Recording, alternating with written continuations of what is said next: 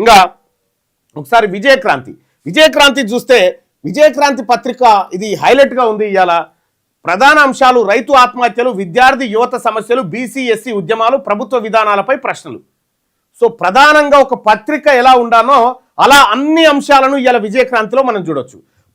ప్రధాన అంశాలు రైతు ఆత్మహత్యలు, విద్యార్థి యువత సమస్యలు, బీసీ ఎస్సీ ఉద్యమాలు, ప్రభుత్వ విధానాలపై ప్రశ్నలు ఉన్నాయి ఇవాళ విజయక్రాంతిలో.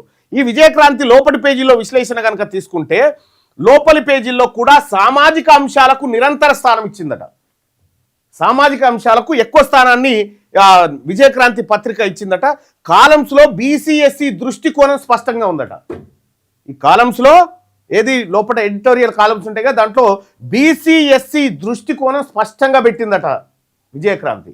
ఇక అలాగే రాజకీయ వార్తల్లో కూడా ప్రజాకోణమే ఉందట.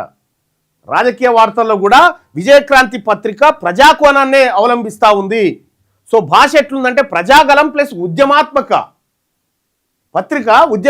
పత్రికగా అంటే ఉద్యమకారులకు అండగా ఉండేటువంటి పత్రికగా ప్రజాగలంలో వినిపిస్తూ ఉంది విజయక్రాంతి పత్రిక అని.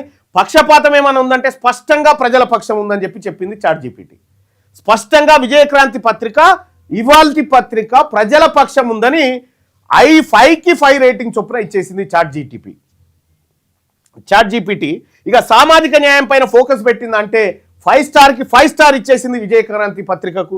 అలాగే బీసీ ఎస్సీ ఎస్టీ స్పేస్ ఎంత ఉందంటే 5కి 5 స్టార్స్ ఇచ్చేసింది విజయక్రాంతి పత్రికకు.